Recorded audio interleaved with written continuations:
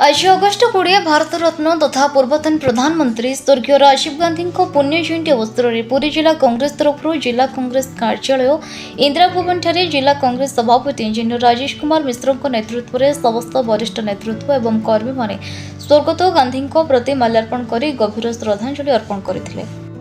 एहापरे जिला महिला कांग्रेस सभानेत्री सरस्वती पात्रଙ୍କ अध्यक्षताରେ स्वर्गत गांधीଙ୍କ जीवनशैली एवं देश प्रति अवदान उपरे एक आलोचना चक्र अनुष्ठित होइतिला। एथिरे समस्त उपस्थित नेता एवं नेत्री माने स्वर्गत गांधीଙ୍କ भारतवर्ष प्रति प्रजुक्ति विद्या कंप्यूटर सूचना एवं जोगाजोग क्षेत्र में उल्लेखनीय अवदान एवं पंचायत राज व्यवस्था रे महिला मानक भागीदारिता संपर्क में तांकर अवदान एवं भारतवर्षर अखंडता एवं एकता पई तांकर बलिदान उपरे आलोकपात करथिले। एथिरे जिला कांग्रेस सभापति राजेश कुमार मिश्र, वरिष्ठ कांग्रेस नेता पुष्कर महापात्र, पूर्वतन जिला कांग्रेस सभापति उत्तम आचार्य, वरिष्ठ कांग्रेस नेत्री विदुलता आचार्य, आईन सेल अध्यक्ष कालीप्रसाद नायक, जिला उपसभापति संगठन सुकांत प्रधान, उपसभापति सस्मिता स्वाई, विश्वकिशन हरिचंदन महापात्र, वरिष्ठ नेता अमरेंद्र पाइक राय, साधारण संपादक स्मृति रंजन पति, जिला सेवा दल संगठक अविनाश मिश्र, जिला कोषाध्यक्ष आर्तत्राण साहू, जिला संपादक अम्य महापात्र और सीताकांत मोहंती, सौम्यकांत प्रधान, संपादिका कविता प्रियदर्शन दास, राधेश्याम साहू, दुर्गा सावंतराय, रंजन साहू, माकांत बेहेरा,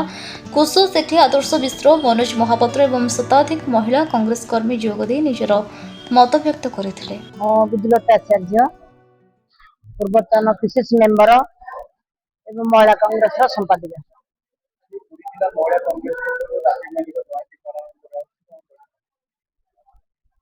आज महान पुरुष राजीव गांधी जन्म जयंती जयंती आज श्रद्धांजलि अर्पण करूँ जो महत् काम थिला महत् कार्य से करथिले समस्त आज आम मन पकाउछु एवं विशेषकर पंचायत राज रे महिला माने केमती काम करेंगे, महिला संरक्षण केमती रहिबो, युवक माने केमती आगु आसबे तार ऊपर से बहुत फोकस दउथिले।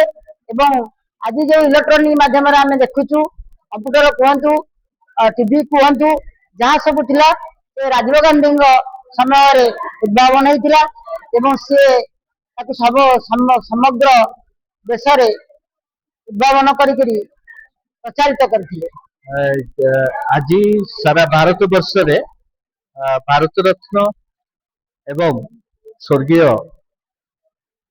पूर्वतन प्रधानमंत्री राजीव गांधी जयंती सारा भारत वर्ष रे पालन करा जाउछि। केवल कांग्रेस दल तरफ नुहे विभिन्न पुरपल्ली रे मध्य तांकर जयंती आज पालन करा जाउछि। तांकु सारा भारत वर्ष आज पर्यंत मन रखिछि। आधुनिक भारतर स्वप्न द्रष्टा जहाँ को कहा जाए सी होउछन्ति राजीव गांधी।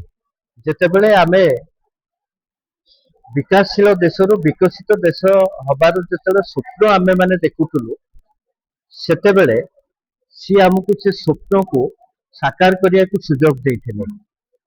सेटा होची सबुठ बड़ कथा। जेतेबेले पुराना दुनिया रो आमे नुआ दुनिया को आसिया को चाहूतुलु सारा विश्व रे भारत वर्ष को एक शक्तिशाली शक्ति भाव में देखा चाहूलु।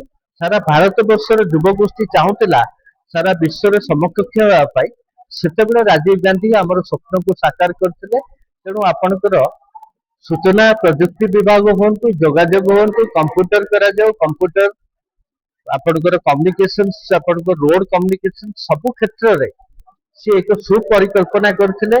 एवं भारत वर्ष आज जो भाव में निजको गढ़ी तोड़ी एवं तृतीय बृहत अर्थनीति भाव में निजको उभारी उठी निजे भारत वर्ष से स्वर्गत प्रधानमंत्री भारत रत्न आपणकर राजीव गांधी सबुठ बेसी अवदान कहले अत्युक्ति हेब नाही।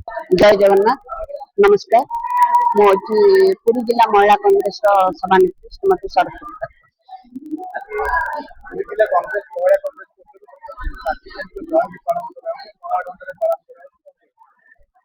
आज हूँ स्वर्गत राजीव गांधी जन्म जयंती। आपण मैंने जानी आपण मान इलेक्ट्रोनिक्स मीडिया माध्यम अवगत कराऊँ।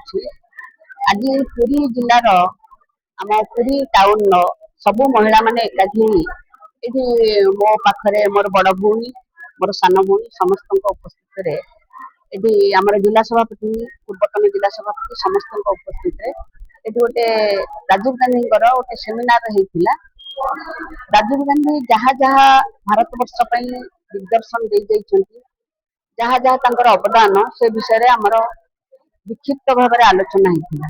ଏହି ଆଲୋଚନାରେ ବହୁ ବୁଦ୍ଧିଜୀବୀ, କଂଗ୍ରେସର ବରିଷ୍ଠ ନେତୃମଣ୍ଡଳୀ ଏବଂ ସାଧାରଣ ମହିଳା ସମସ୍ତେ ଏଥିରେ ଯୋଗଦାନ ଦେଇଥିଲେ। ପୁରୀରୁ ରମେଶ ସାହୁଙ୍କ ରିପୋର୍ଟ, ସଂଘର୍ଷ ଟିଭି।